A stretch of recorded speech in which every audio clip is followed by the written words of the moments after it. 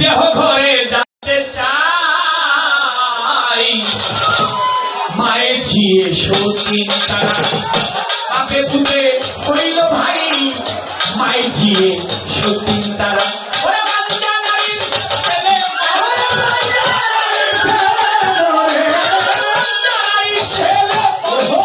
এই দেহ ঘরে জানতে চাই মায়ের ঝিয়ে সতীন তারা বাপে বেটাই হলো ভাই মায়ের ঝিয়ে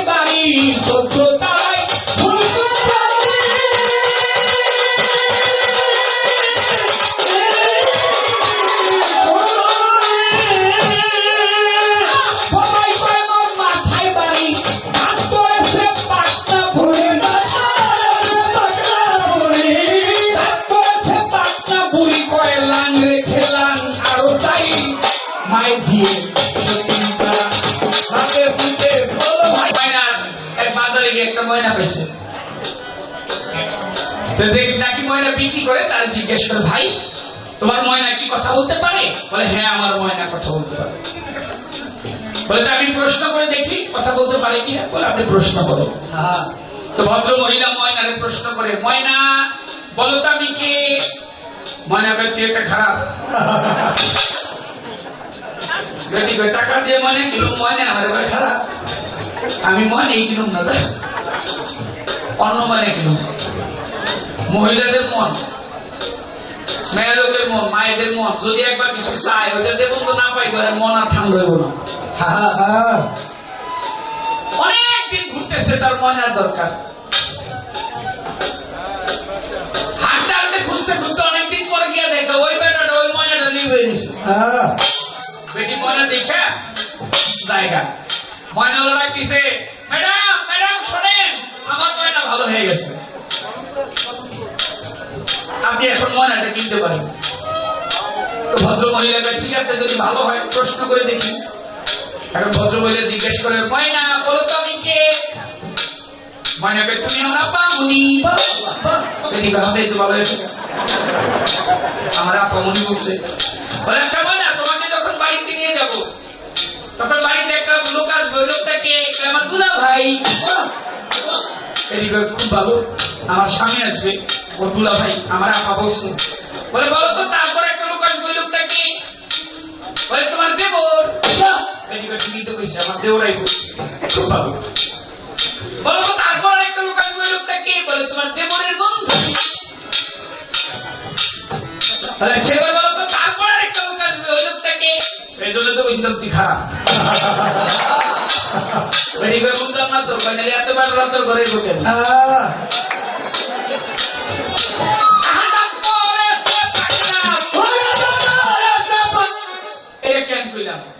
আমগো এলাকায় কয়দিন আগে 2-4 বছর আগে আব্দুল্লাপুর বাগাসুর আমগো আকি ওয়াশপুর কেরানীগঞ্জে খুব একটা সরু ছিল 8 শিকার এই বলে বড় লোক হওয়া যায় মনে আছে কিনা আপনার? হ্যাঁ দাদা গেছে আগে কিন্তু মুড়ি দিয়েছে ভাই একবার মুড়ি দেয় যদি আরেকবার মুড়ি দেয় তার অবস্থাটা কি একটু দাঁড়ায় বলতে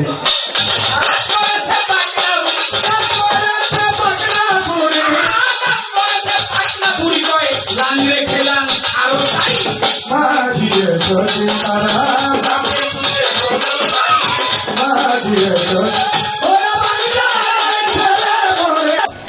দলিলে বর্ণনা ভক্ত ছিল আমি গুরু ছিল তার নিজামুদ্দিন আউলিয়া এই ভববাজার। একদিন নিজামুদ্দিন আউলিয়া ভক্তদের সাথে আলোচনা করতেছি বড় মজার ব্যাপার। জিজ্ঞেস করে ভক্তদেরকে তোমাদের জানাই আল্লাহর বাণী কি তোমাদের কাছ থেকে জবাব আমি চাই। ভক্তরা বলে উঠল আল্লাহর বাণী ফরজ। নিজামুদ্দিন আউলিয়া জিজ্ঞেস করে ভক্তের ধারে গুরুবাণী কিবা হইল, জবাব দাও আমারে। আল্লাহর বাণী কি? বলে আল্লাহর বাণী হইল ফরজ। সবাই একসাথে বলে উঠল। এবার বললো গুরুবাণী কি বলতো? বললো গুরুবাণী হইল, একজন বললো নাম তার আমি খুশু, গুরুবাণী হলো ফরজ আইন। ফরজ কি?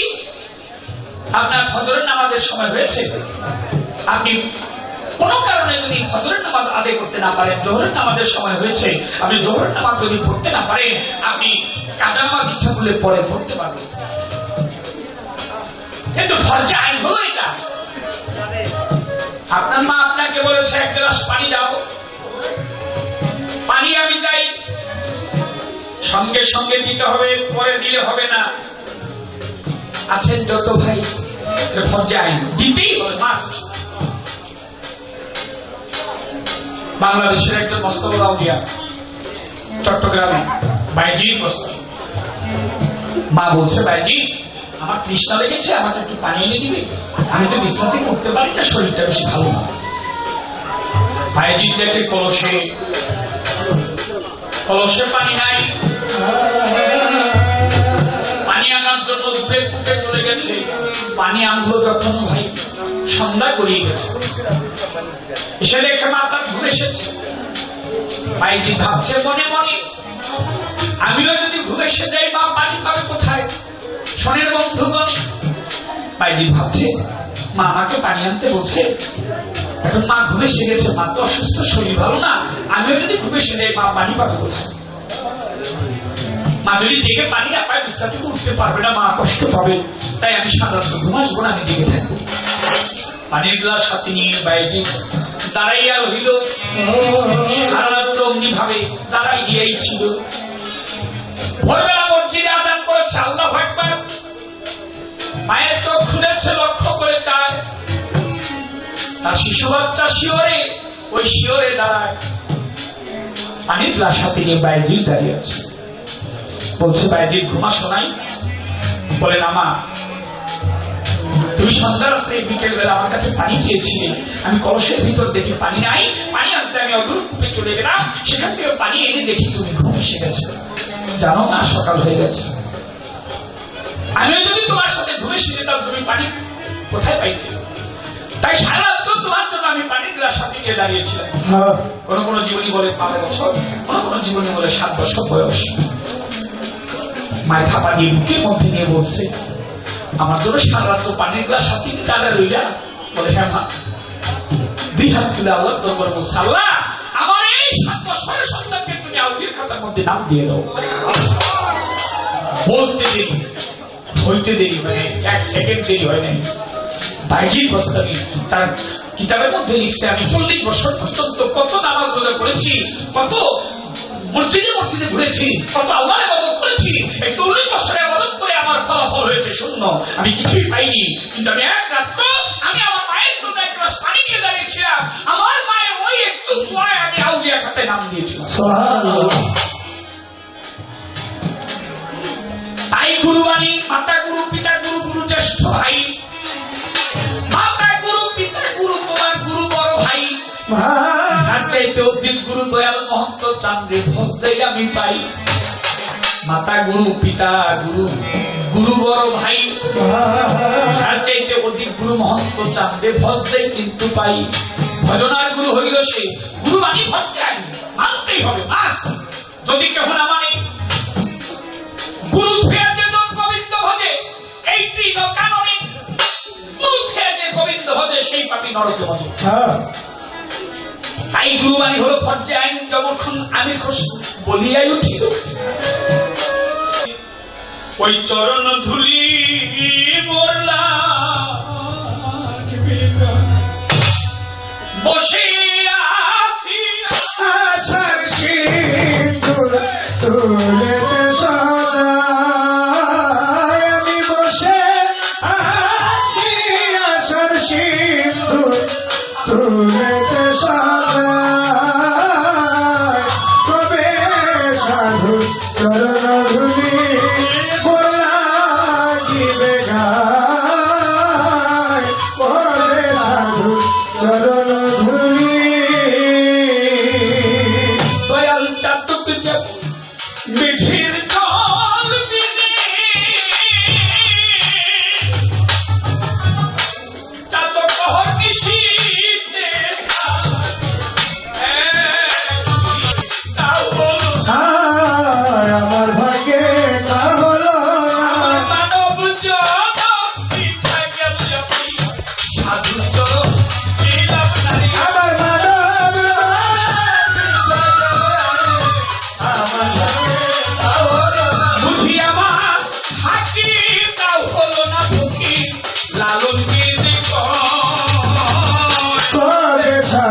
চরণ ধুলি লাগিবে গায় ওই আমি বসে আছি আশার সিঁদুর তুলেতে সদায় কবে সাধুর চরণ ধুলি লাগিবে গায় কবে সাধুর চরণ ধুলি।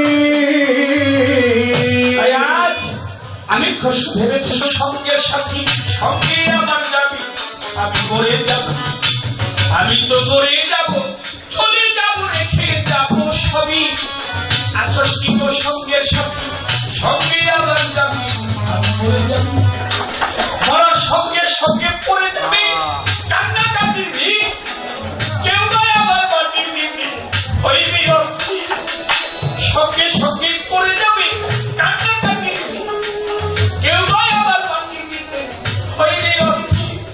আমায় দিলে বাকি, আবার দিবে বাকি ভুল ত্রুটি চেয়ে দিবে ক্ষমা, দিবে বাকি ভুল ত্রুটি চেয়ে দিবে ক্ষমা, কেউ বা এসে খোঁজ করিবে করবে কে কি জমায় পড়ে যাবে, আমি তো মরে যাব, চলে যাব, রেখে যাব সবই আচ্ছা থেকে সঙ্গে সাথী সঙ্গে নিকেল যাবি আমি মরে যাব, আমি তো মরে যাব।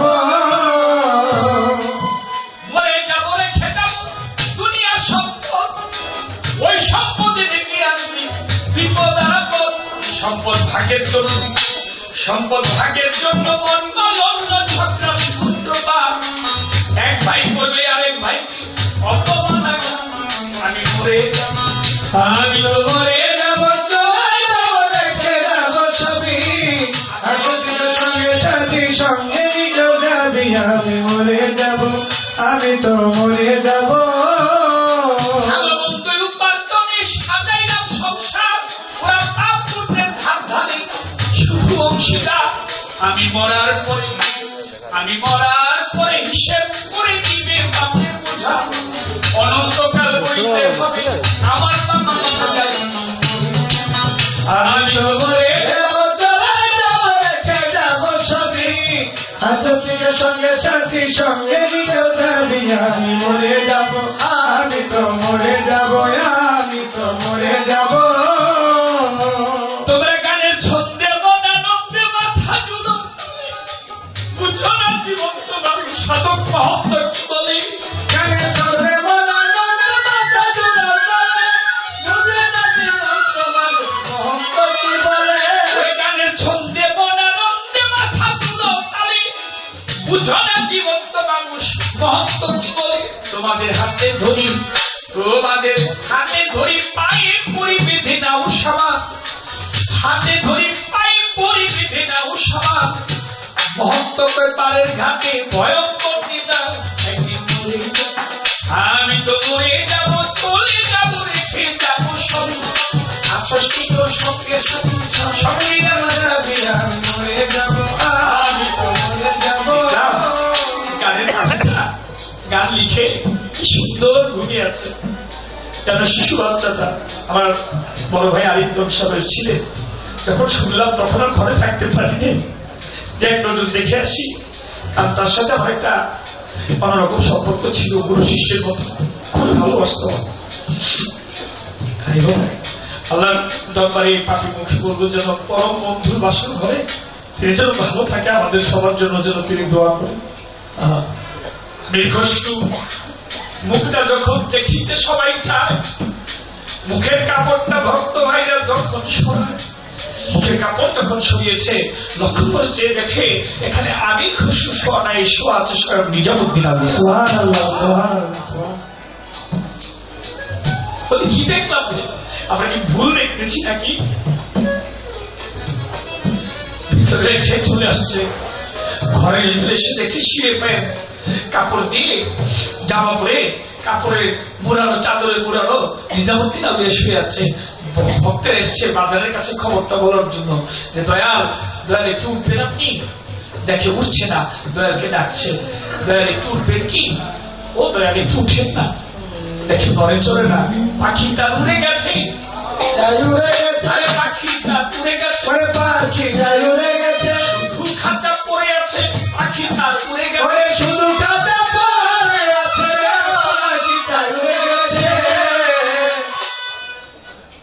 মুখের কাপড় যখন সরিয়েছে লক্ষ্য করেছে দেখে এখানে নিজামুদ্দিন আউলিয়া নেই, এখানে আমির খসরু শুয়ে আছে। আরে আমির খসরু জায়গায় নিজামুদ্দিন আউলিয়া, নিজামুদ্দিন আউলিয়ার জায়গায় আমির খসরু। ভক্ত দুয়ে এক হয়ে গেছে। তাই ওই রকম গুরু সাধন কোনো ব্যক্তি, আমি তো পাপী মানুষ, আমার কথা বলছি, অনেক মান অহংকার হিংসা ভিতরে, এগুলো একটু ধ্বংস করতে পারছি না। কাজ করতে লোক মায়া বসে বসে আছি, মজে আছি, গুরু ভজন আমার দ্বারা হলো না। তাই কখন সেই সাধন চরণ ধরে থাকবে।